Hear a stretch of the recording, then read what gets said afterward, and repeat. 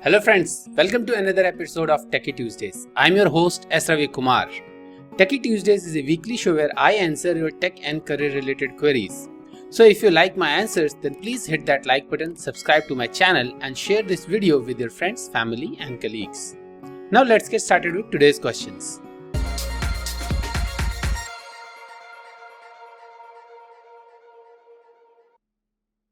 Today's first question is from Smithu Virenkar. He's asking, can you become a web developer learning on YouTube? Smithu, unfortunately, you can't get a job in a company in India without any computer related degree. So yes, you can learn web development using YouTube. There are many playlists on YouTube which can give you a complete roadmap or guidance on becoming a web development using any technology. Even I am going to create a video very soon where I will be giving a roadmap of becoming a .NET full stack web developer. So there are many video tutorials, roadmaps and playlists which can train you to become a web developer in any technology. However, it doesn't gives you any kind of certificate or any kind of degree. And in India, any degree or certification is very much required. And even if you want to work as a freelancer, any kind of certification is required. People want that they want to see basically your credentials, that you are suitable enough to complete their job or you are capable enough to what the task they are giving in whatever technology you are saying that you are a web developer as. So yes, you can learn web development from YouTube. However, to get a job in any company, you need to have some computer related degree and some certification from somewhere. Next question is from Sumer Singh Rana. He's asking, does WPF has any future in 2021? Sumer, unfortunately in India, WPF has very less future or very less scope. The reason is that WPF is not that much supported by Microsoft. Even they are promoting the new framework which is similar to WPF, of course, that is UWP. So they are more promoting UWP, even though they have open source WPF framework and many companies are using WPF standard in their toolworks like Avalonia UI, which can be used for creating cross-platform desktop application. It uses WPF syntax and it uses WPF standards. However, there are no new developments, and whenever a company is planning to start a new cross-platform desktop application, they will either go with UWP, Uno, or they will either go with web technologies, like using web technologies to create cross-platform desktop applications using tools like Electron, Fortino or Chromely. So that's the reason I don't see much scope of WPF in India, because India is mostly a service-based market and people here are always looking for jobs rather than like creating. I mean, that's not a statement, but I would say that out of 100% of the population, like 70-80% are into jobs and only 20-30% are into your startups or creating a company. And even though those who are into creating startups, companies or technology based application and everything, they mainly go into whatever is available in the market, which has more resources and which are readily available, so which are mostly native technologies, or if they have to develop cross-platform desktop application, they primarily go with some web frameworks with Electron, so they go with those kind of things. However, WPF is not that considered. Even if they go with Windows technologies, they will go with UWP instead of WPF. So in my opinion, as an Indian developer, WPF has very less scope. But if you think about foreign developers or as a freelance opportunities, yes, there might be some scope in WPF. But in general, in India, WPF future is very bleak, I would say. Next question is from Akash Sahu. He's asking, does MNC companies hire freshers?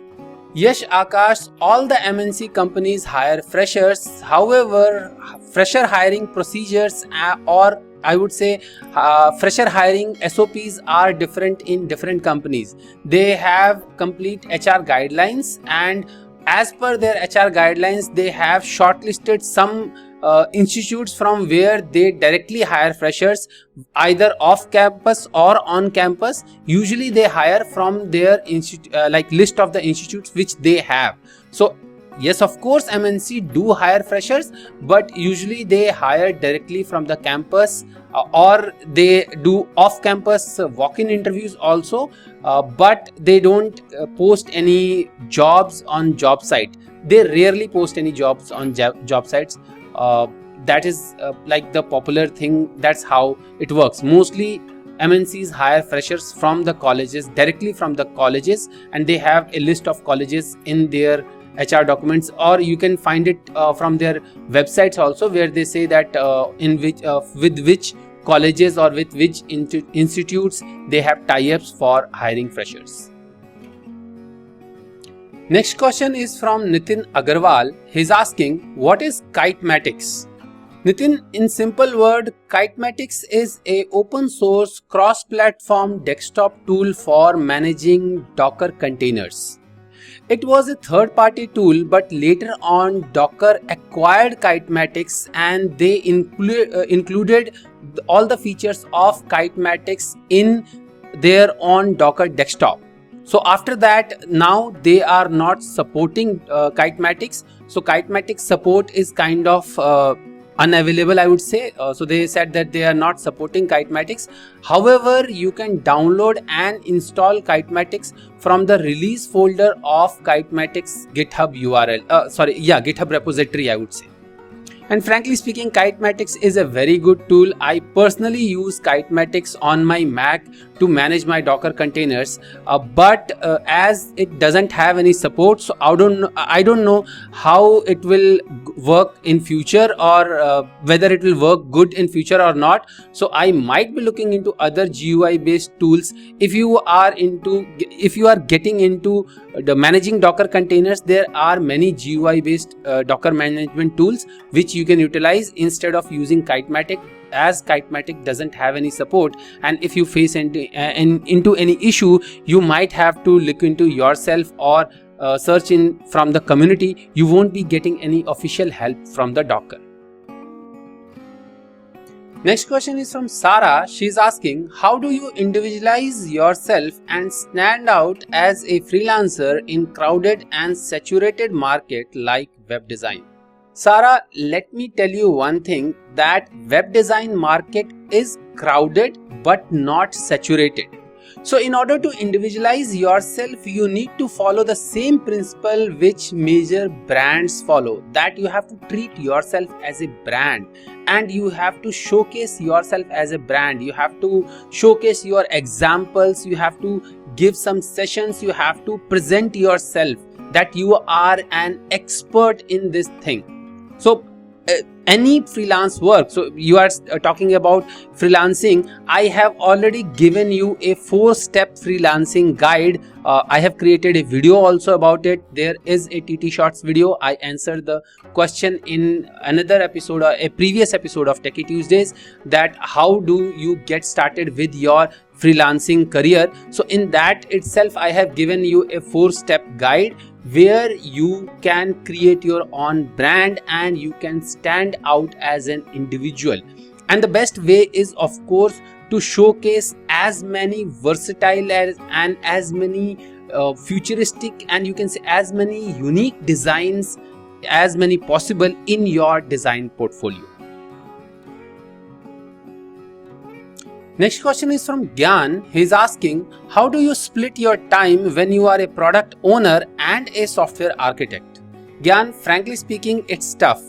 I have never been into such a situation. However, I can just only suggest by taking the example of 2 different roles which I have taken as a software architect in a few of my companies, that is either as a team lead or as a project manager and as a software architect.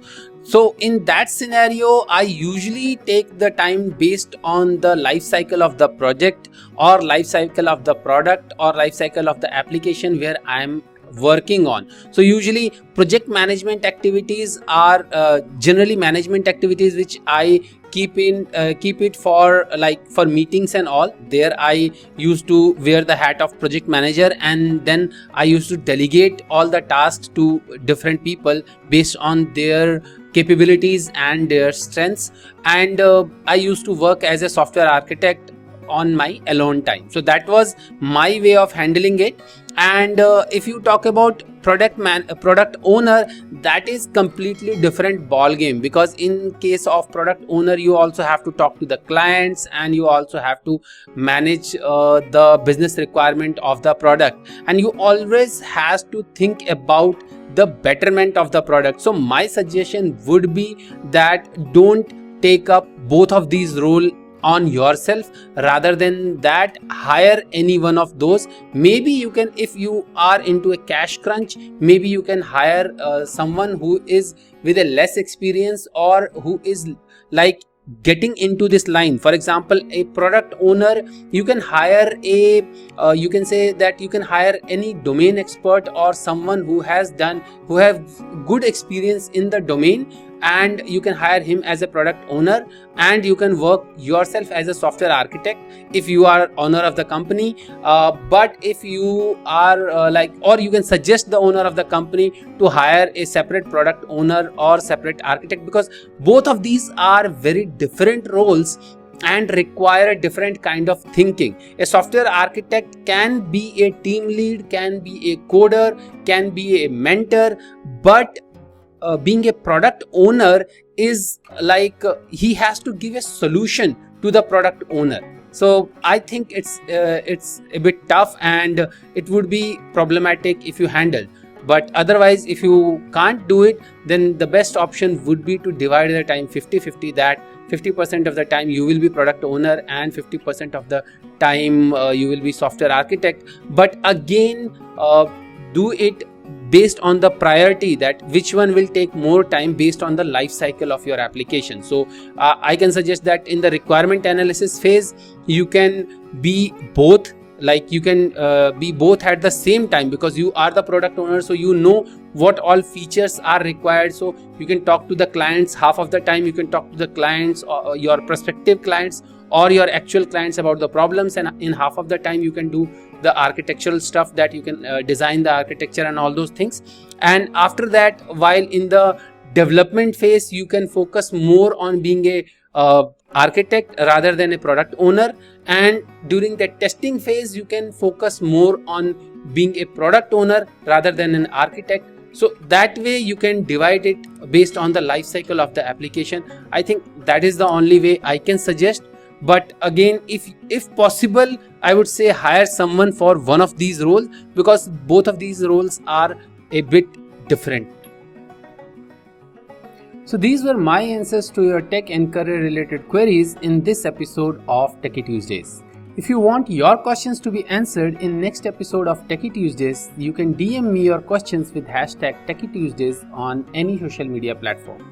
All my social media handles are Techie Rathor.